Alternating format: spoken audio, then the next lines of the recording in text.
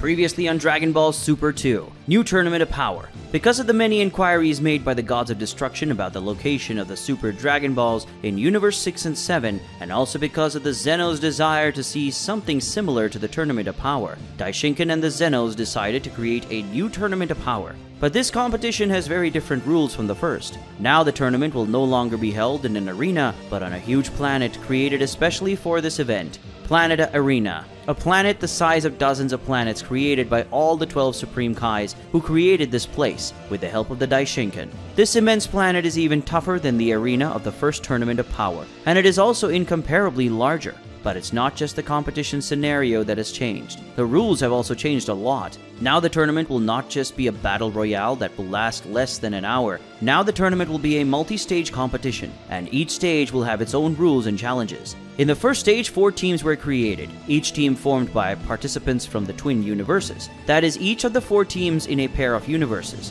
Each universe was able to select 5 participants, which totaled 10 participants in each team, totaling 40 competitors in the first stage of the tournament. Each participant received a Dragon Ball with their own team's number, and to move to the next stage, participants need to have an orb with their own team numbers and the orb with the number of another team, which means that among 40 participants who started the first stage, only 20 will be able to move to the next level. But 4 participants have already been automatically classified for the next stage. These are Likir, Arak, Jin, and Iwan, the Gods of Destruction from universes 8, 5, 12, and 1, who are also the ones that will represent their respective universes. That is, mortals who pass to the next stage will need to face the gods to win the tournament. The tournament begins and the teams are scattered across Planet Arena. Multiple battles take place across the planet. In one of the battles, Broly, Universe 7's legendary Super Saiyan, met Jiren, Universe 11's mightiest warrior. At that moment, these two powers collided, the one known as the mortal that causes fear even in the Gods of Destruction, and the mighty Berserker warrior clashed in absolutely intense combat. Derkori, a warrior who uses illusionary techniques, seeing the lack of control that Broly showed during the fight against Jiren, decided that she would use his techniques to manipulate the Saiyan's mind, making him a completely madman with no trace of rationality. Completely insane. Broly attacked his own team, knocking Goku out with a surprise attack. Afterwards, he faced Kale and Caulifla, defeating the 2 Saiyan girls from Universe 6. When he was about to kill the girls, Vegeta intervened in the fight, and seeing that Broly was getting more and more powerful, he resorted to the most powerful transformation he has, the Ultra Ego. Vegeta and Broly fight very intensely, each growing more and more powerful as the battle progresses. But Goku wakes up and intervenes in the fight, telling Vegeta that if he and Broly continued the battle, the results could be catastrophic, and they both increase their powers with rage and violence. In this case, Ultra Instinct was the best technique to take on someone like Broly, as this skill has a fighting style contrary to uncontrollable rage of the legendary Super Saiyan. Vegeta agrees and lets Goku fight. After an intense fight, Goku manages to get Broly back to normal, and meanwhile Hit finds and defeats Derkori, putting an end to the threat. After meeting again, Team 4's warriors decide that from now on they must stay together, as they are too close to the center of the planet and will likely be attacked by many more participants. The first stage of the new Tournament of Power is nearing its end. What will happen now? Episode 5, Everyone Against Team 4, the end of Stage 1.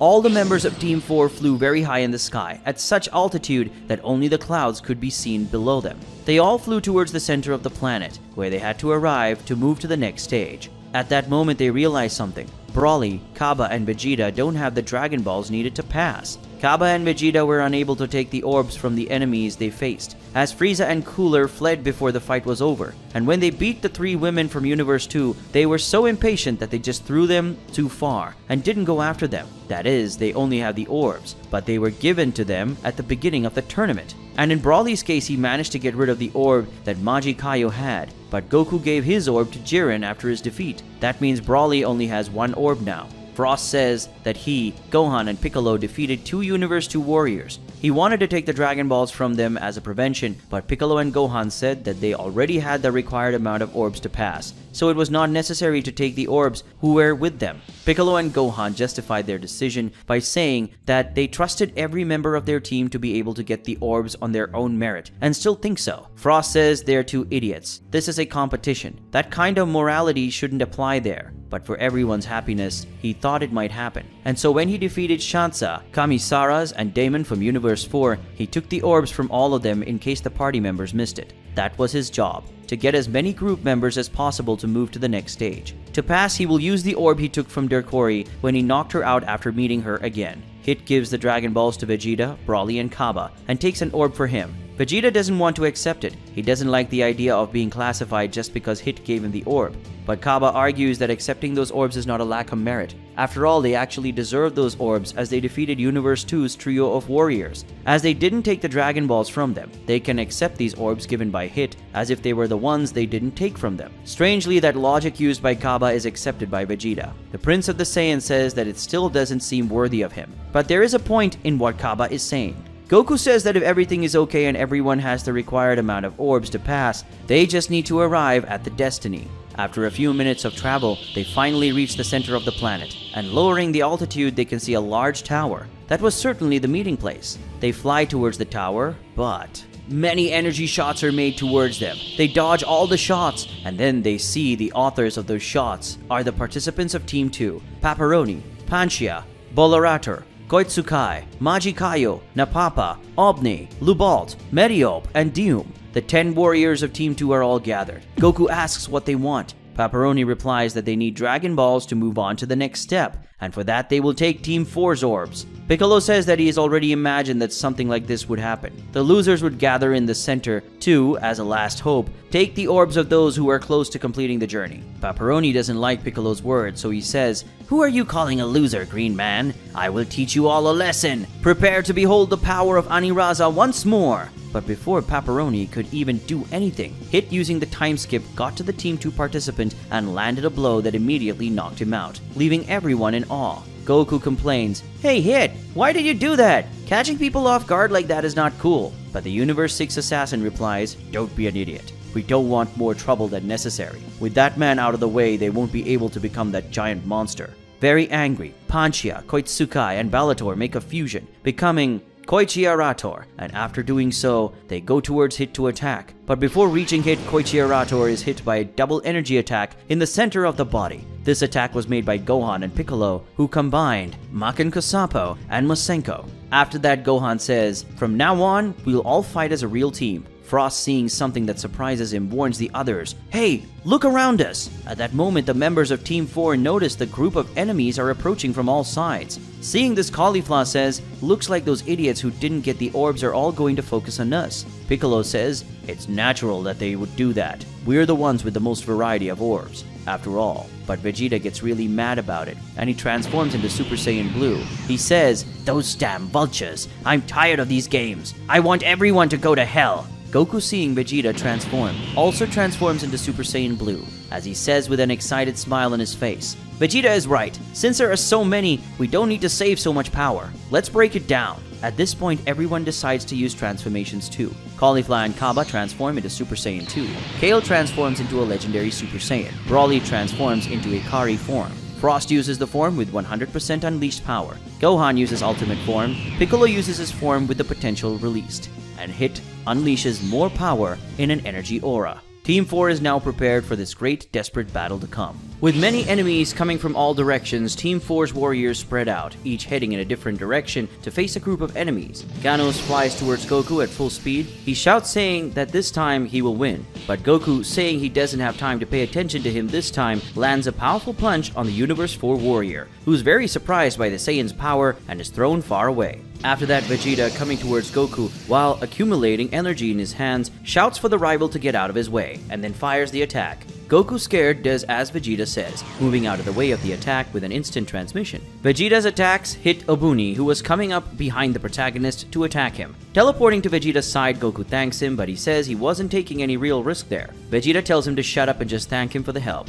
Blue Bolt from Universe 10 flies towards Piccolo. He wants another rematch. Piccolo flies towards him as well. The two clash in the sky and exchange blows, but this time it's totally different. Blue Bolt is being completely pressured and asks why this is happening and why Piccolo is so strong this time. The Namekian replies that it's simple. The last time he was a long way from using his full power, and after saying that, Piccolo lands a stronger blow on Blue Bolt that knocks him out at the same moment. After that, he notices someone approaching him from behind. It's Diem, the bird warrior also from Universe 10. But before Diem could attack Piccolo, Gohan came by his side and hit a flying shot at the unfortunate, who fainted with a kick and was gone thrown far away. After that, they saw Napapa coming towards them flying. Both fired at the same time an energy attack that hit and knocked out the pink warrior. Meanwhile, Sankaku and Su-Rose attacked Kaba, who blocked both their attacks, but in a moment he's hit by a double attack from the two that launches him down, making him fall from the sky towards the forest. But Kaba manages to stop the fall before crashing into the trees. The two women, not intending to give him time to recover, fly towards him, but before they reach the boy, Caulifla comes flying towards them, landing a blow that sends them both flying. After doing so, she goes to Kaba's side and says that she will help him just this once. The two women from Universe 2, already recovered from Caulifla's blow, fly towards them. Kaba and Caulifla also fly towards them, and then they find themselves initiating an exchange of blows. The two Saiyans sure have the full advantage against the warriors of love, landing many attacks on them. While fighting, Kaba asks Caulifla why she isn't together with Kale this time. Caulifla replies that Kale has already made a new friend to fight. Koichia Raider attacks Broly with his metallic balls, but the legendary Super Saiyan, despite receiving the robot's attack directly on his head, barely feels the blow, scaring the machine. After that, Broly takes the robot's metallic hand and spins it many times in the air. After doing this, he launches the robot into the air. Meanwhile, Kale, who is nearby, accumulates energy in her hands and then launches a powerful attack at Koichia Raider, who is hit by the legendary Super Saiyan's attack and is launched so high that he can no longer be seen by them. After that, Broly and Kale smile at each other, an ironically childish and innocent smile for someone who has just done what they did. Frost is fighting Gimizu, who is at a total disadvantage, but the Yard Rat reacts and, using the instant transmission, evades a blow from Frost and counterattacks. After doing so, he creates several clones of his body. Frost, annoyed, fires energy lasers from all of his fingers at the Gimizu clones, but none of those clones were real,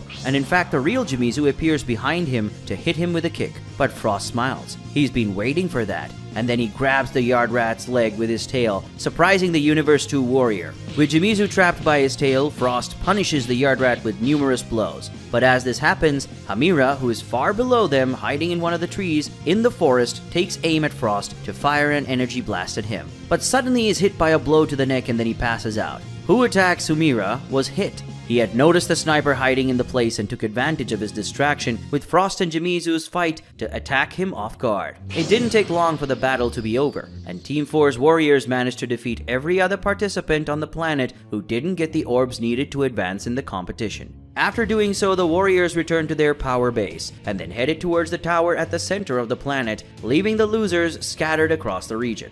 Arriving close to the tower, they noticed that around the building there are platforms in a circular shape, and on each platform there is space for 5 people. The group split in 2 and climbed onto the platforms. When they did, they teleported to another place. Suddenly, they were in a large hall. In this hall, there was a floating platform where the Zeno's throne, the Zeno's guards, and Daishinkan were. On other floating platforms were the 4 gods of destruction, already classified: Likir, Arak, Jin, and Iwan. In the center of this place, below everyone else, were the other 10 participants who had passed the first stage of the tournament. The other 10 warriors were classified were Frieza, Cooler, Jiren, Topo, Dispo, Bergamo, Lavender, Basil, Ribrianne, and Gimizu. Seeing Gimizu among the winners, Frost is very surprised. He remembers defeating the Yard Rat when Team 4 was attacked by everyone a short time ago, but Gimizu explains that he actually faked his defeat, and when no one was watching, he took the orb from another participant defeated by Team 4. With the orb he got from someone else on his own team, he managed to pass. It wasn't the most dignified strategy, but it was the best he could do. Frost smiles. He approves of what Gimizu did. He's right, the smartest are the ones who survive in the end. But in the next stage, he will make sure that Gimizu is not even in a position to cheat. The Yard Rat warrior is a little frightened by this threat. But Daishinkan interrupts the 2 participants' futile conversation. He says that now that everyone is there, they can start talking about the next stage. Goku, very anxious, thanks the Grand Priest and says he can't wait to start fighting again. Daishinkan praises the Saiyan's enthusiasm and says it's good that he thinks like that. After all, he's going to face many opponents now. The statement leaves Goku confused. How is he going to face many opponents? The Daishinkan begins to explain. He says, the next stage of the tournament will be a scoring competition. At this stage, all participants will need to score as much as possible. And among the 20 who will participate, the 12 with the most points will move on to the next level. Piccolo asks the Grand Priest to further explain how it would work. How exactly would they be able to accumulate points? The Daishinkan explains. At this point, the angels are removing from Planet Arena all the disqualified participants that are there. They will be taken to a place where they can watch the event, just like the other gods who came. And now, instead of being occupied only by mortal participants, the planet will be occupied by millions of androids created especially for this competition. That information surprises everyone. Will they face androids? Gohan asks what kind of androids are these? Are they like number 17 and number 18 from Universe 7? The Daishinkan replies, yes. They may be similar to 17 and 18 in some senses, as they are artificial life forms with a human appearance. But the difference is that the source used to create these machines is not technology, but magic. These androids were created by the Super Dragon Balls. They were created for the sole purpose of being used in this tournament. Gohan asks how these androids relate to the participants' scores. Daishinkan explains in detail. Well, I'll explain. Right now, tens of millions of androids are being scattered all over Planet Arena. These androids have a very varied level of power. There are androids with a very low level of power compared to your power, but there are some extremely powerful androids. Each of these androids will be worth a certain amount of points, and the points ranking is done according to their power level. That is, weaker androids will be worth a very low number of points, while stronger androids will be worth a large amount of points. Your mission is to travel around Planet Arena, finding these androids and destroying as many as you can. Every time one of these machines is destroyed, their value will be added to your total score. Frieza complains about these rules. It seems too boring to travel around the planet, destroying insignificant robots. But Daishinkan disagrees and warns. As I said before, the fighting power of these androids is extremely varied. The weakest robots won't really be a problem for warriors like you. You could destroy many of them in a few seconds, but those at the higher levels can certainly be a big challenge. Toppo asks the Grand Priest to explain the average points that we'll get for each android level. Daishinkan does as he asks. Well, the score for each android will vary between 1 point and 500,000 points. As I said, the weaker an android is, the less points the participant will receive for defeating it.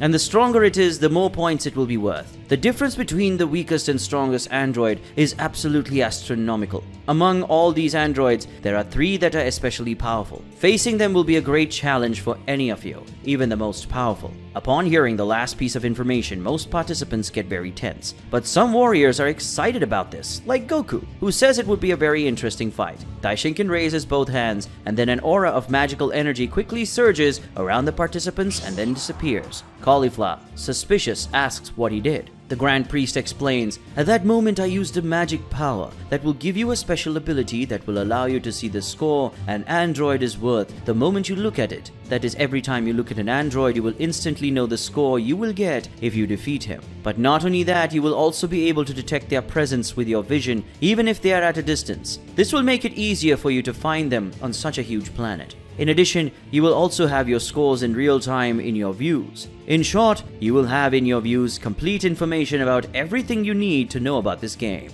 Frieza comments that this magical ability should function as a tracker they use in their army. Just as trackers detect opponents' fighting power and detects them from a distance, the ability throws them to track androids and see the score. The difference is that detection will take place in their minds, not by a machine. Daishinkan says he doesn't know about these trackers, but yes, that's how the skill works, and he adds that whenever they can see their current score, they can change strategies during the game whenever they see fit. After saying this, the Grand Priest adds more information by saying, the androids are instructed not to attack you unless you appear to want to start a fight, which means you don't have to worry about surprise attacks. You will have the option, when you see the androids, to decide whether or not it is worth starting a fight. Gohan notes that with these rules, they are free to define a scoring strategy, and the Daishinkan confirms. Very well observed, Mr. Gohan. That's exactly it. you'll be able to decide which strategy to follow during the game. You can choose to eliminate dozens, hundreds or thousands of weaker androids to get a high score, or you can choose to go directly to a more powerful android and get a higher score with just one fight.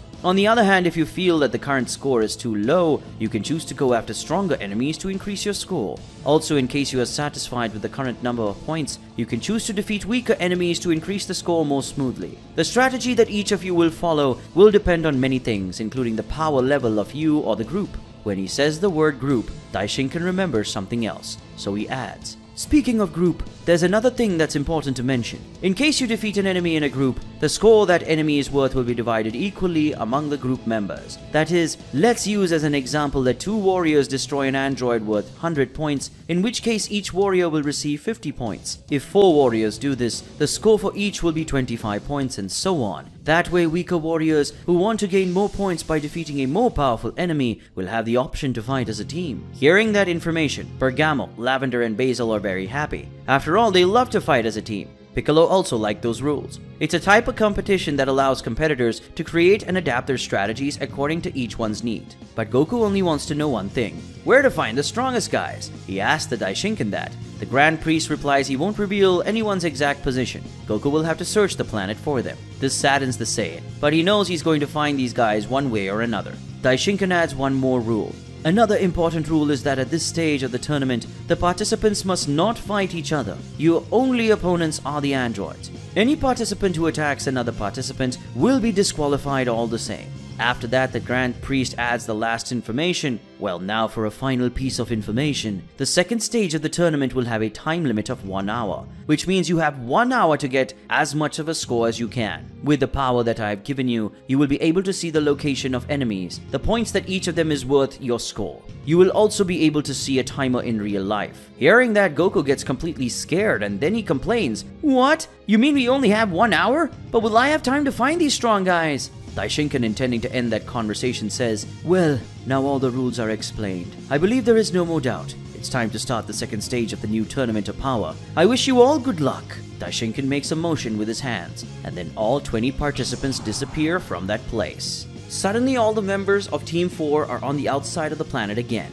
It looks like the game has already started. Goku notices something strange in his vision. He's seeing on one side a stopwatch that has just started. On the other side, he sees the number 0, and suddenly, many points start to appear, and each of these points has a different number. The Saiyan complains, "Oh man, a lot of things started to appear in my vision. It's a lot of information. What an unpleasant thing." Gohan explains, "It's like the Grand Priest explained. This timer is keeping track of the time we've left until the end of the competition. The number 0 is our score, and these little points and numbers are respectively the closest android, and the number of points each of them is worth if we beat them." Frost asks the group what style of tactics they want to follow at this stage. Gohan says that there are many tactics they can use. The safest tactics are to face medium and low enemy levels, individually, or face more powerful enemies in a group. These are the 2 ways to earn points faster without having to take too much risk. Vegeta says these plans are all nonsense. They must go after the strongest and challenge them. That way they can guarantee the classification. But Piccolo disagrees with Vegeta. He says that if they face 2 powerful warriors unaided, they risk expending too much energy or acquiring more wounds. They try to fight individually in the first stage of the tournament,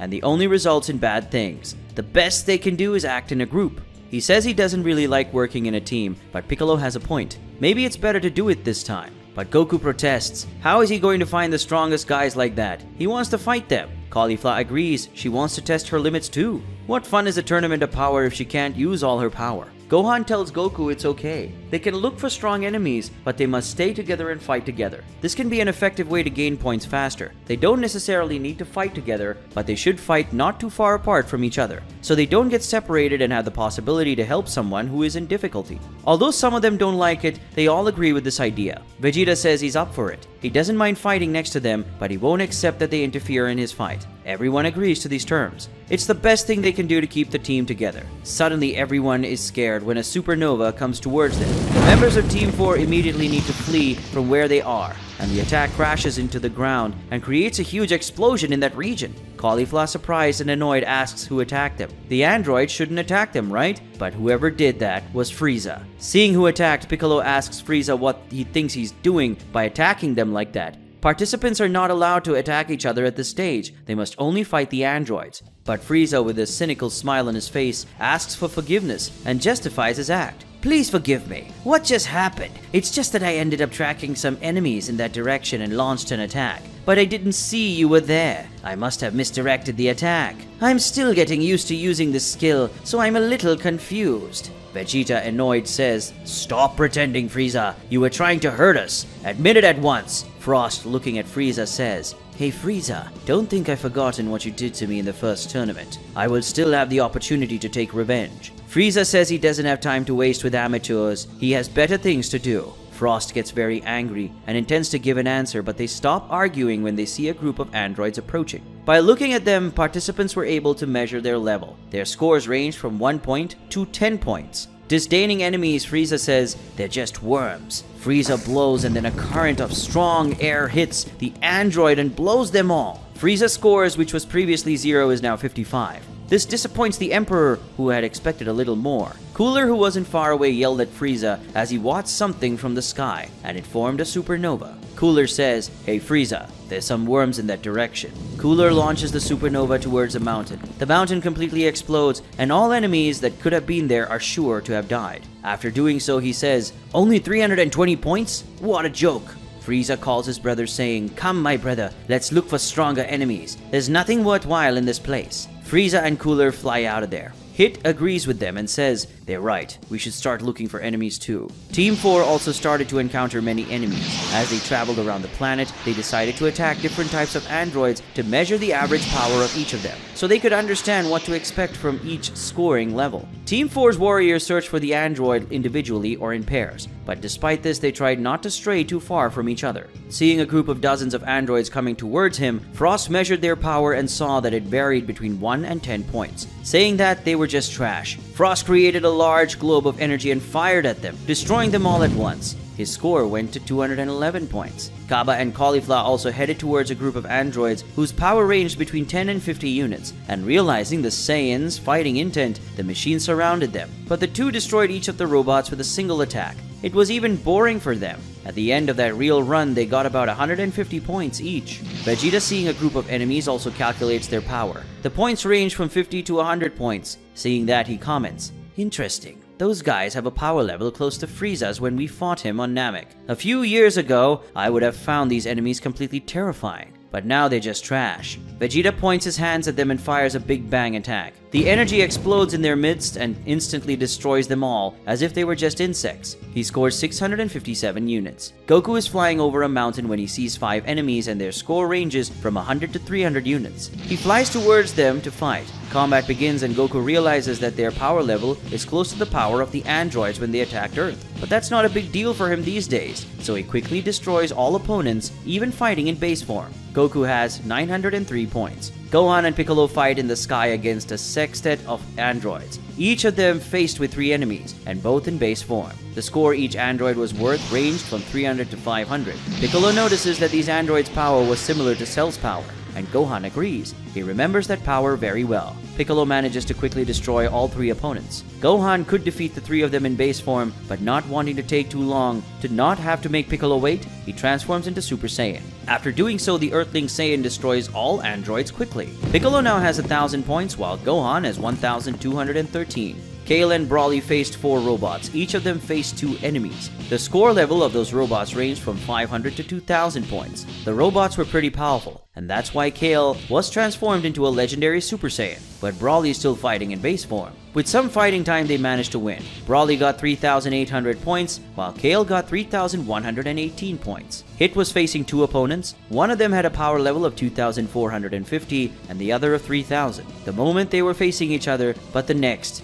the androids moved towards Hit. The assassin had already made his move with a time skip, and then both machines were destroyed. Hit now has 5,450 points. In addition to these fights, Team 4's warriors fought many others, and as they fought against androids of many different levels, they learned their average power level and chose the best, most suitable opponents for them. The other participants did the same thing, and learning the average power level of the androids, they used various types of strategies to accumulate points in the most convenient way possible. Shimizu, for example, decided that facing enemies that were too powerful could be problematic, so he decided that he would eliminate weaker enemies, making it a rule that he would not face androids worth more than 15 points. That way, Shimizu could defeat opponents quickly, and he used the instant transmission to move faster around the planet.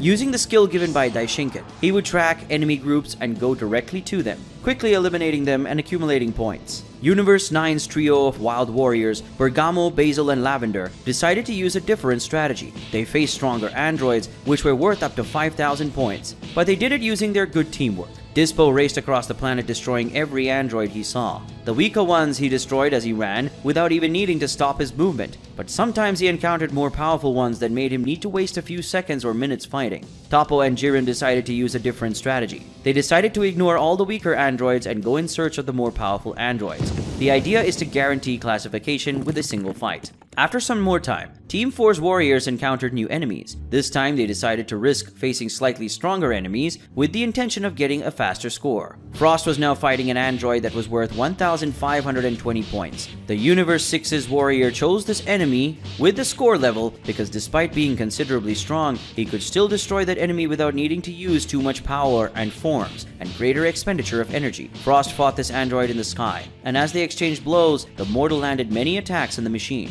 The android, to Frost's surprise, suddenly removed 2 blades from within its arms and attacked him. Frost, even taken by surprise by the attack, managed to dodge, but his face was slightly scratched by one of the blades. He smiles. He says that apparently this android has some tricks. He also likes to use tricks, but unfortunately, his poisons wouldn't work on this type of enemy. The android lunges again to attack Frost with the blades, but this time the mortal was ready, and so he fires lasers from his fingers. That split the android's blades, then counterattacked by knocking him away. After doing so, Frost, while accumulating a large amount of energy in his hand, says it's time to end that fight, and then he fires the energy at the robot. The attack was more than enough to destroy that enemy. But to Frost's surprise, the robot suddenly started releasing a great aura of energy, and his musculature grew. After this happened, he launched Frost's attack away, leaving the mortal absolutely shocked. Another strange thing is that suddenly the android's power level started to change. Seeing all this happen so suddenly, Frost asked, shocked, "What does this mean?" His score has increased from 1,520 to 1,850. After transforming and increasing its power, the android charges towards Frost at high speed and lands a strong punch on him. Frost, after receiving the attack, tries to counterattack, but his blow is held by the android, who retaliates by landing another attack that launches him away. In another place not so far away, there was a mountain, and at the top of that mountain, an android was sitting in a meditation position on top of a rock. Gohan and Piccolo approach. When they arrive, the android gets up. The 2 Universe 7 warriors face the android. They see the number of points he's worth, 8,215 points. Piccolo comments that to defeat this enemy individually, they would have to use a great amount of power, but if they fight together, they can do so without having to spend a lot of energy. Gohan agrees and then transforms into Super Saiyan 2. He says that if Piccolo fights by his side, this transformation alone is enough. Both fly at the same time towards the android and try a hit. The android remains frozen on the stone. It just forms a globe-shaped energy shield around itself. Upon hitting that shield, both mortals are electrocuted and move away. After that, the android charges at Gohan and lands an attack that knocks him away. After that, he charges at Piccolo and the 2 exchange blows. But Piccolo is at a disadvantage until the Namekian is hit by a blow that sends him crashing to the ground. Realizing that Gohan was coming at him again to try and attack, the enemy prepares to dodge, but Piccolo reaches out his arms and grabs the android's ankle, preventing him from moving, and then Gohan lands a strong blow on the android. After that, Piccolo, still with his arm outstretched and holding the opponent's ankle, throws him against the rocks, causing his body to destroy the stones. After that, Piccolo moves to Gohan's side and they both fire an energy attack together, causing a huge explosion in that place. Piccolo asks Gohan what he thinks. Gohan, with a serious expression, replies that it is certainly still far from over, and the android floats out of the smoke protected by its energy shield. An android is standing at the top of a large tree in the middle of a large forest, watching the forest from above. Who comes to him are Kaba and Cauliflower. Smiling, Cauliflower measures the android's point level. It's worth 10,000 points. Kaba is uncertain about that.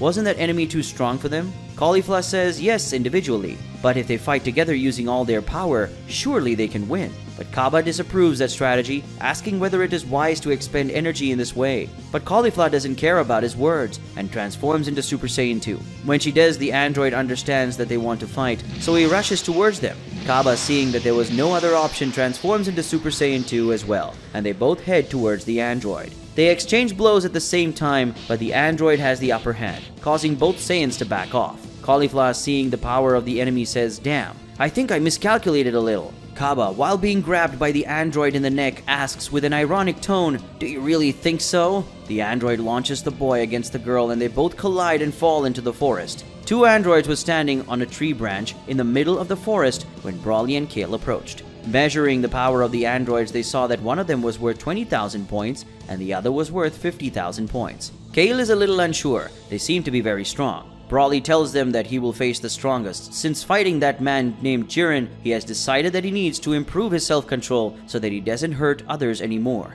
He feels that to do this, he needs to face these powerful opponents. Kale smiles. She says if he's going to try, she should try too.